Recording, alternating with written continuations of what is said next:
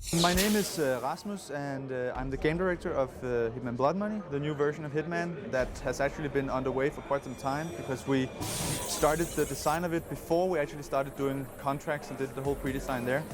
And it's a Hitman game with the very big multi-layered epic story introduced again.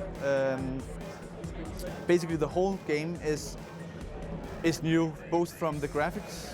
The graphics is a brand new render engine that is cross-platform and totally customized to each platform, which means that we didn't develop a game for high-end PC and just ported it to PS2 and not vice versa either.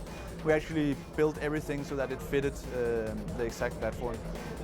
A short description of the storyline is that ICA, which is the contract agency that Hitman works for, and another big, very important agency are sort of competing against being the best at this cloning thing.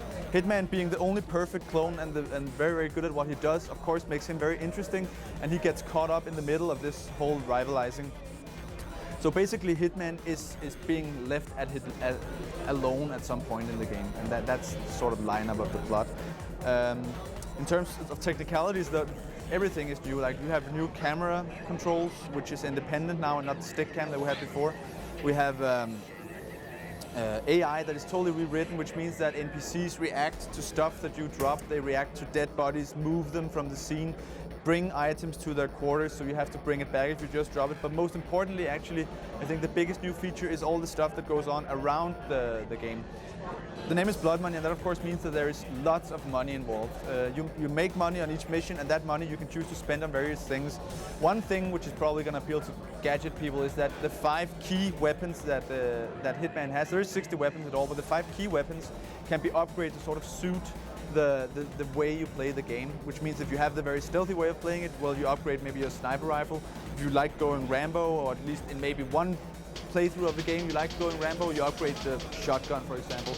Each of these weapons are going to have between 10 and 20 upgrades that is drastically going to affect how the weapons work. Another thing you can spend your money on is actual intel. We are aware that beforehand some people had difficulties playing the game because it was kind of challenging with this whole world just going on, and you had to sort of figure out and patch things together.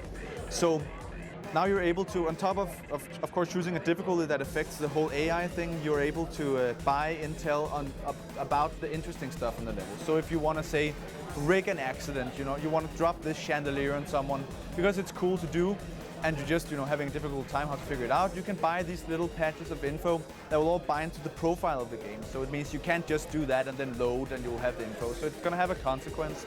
Another cool thing is a notoriety system that we've introduced, which means that when you leave behind evidence, if you're seen by security cameras, if witnesses see you kill people and you don't do anything about it, then the next level you play is going to be the AI is going to be affected by this. So, which means that if your notoriety is skyrocketing, the next level you're going to play, people are just going to run away screaming from you. And the way to remedy this, of course, is to bribe off people, and in the extreme consequence, it's to buy a new identity.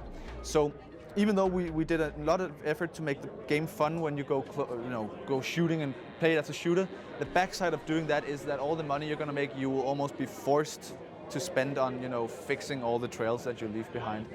And this whole thing is going to be visualized for the player with a newspaper article that describes the whole scenario. Like, say you do it stealthy, it could be accident kills, I don't know, Chic, and we have no clue why or whatever.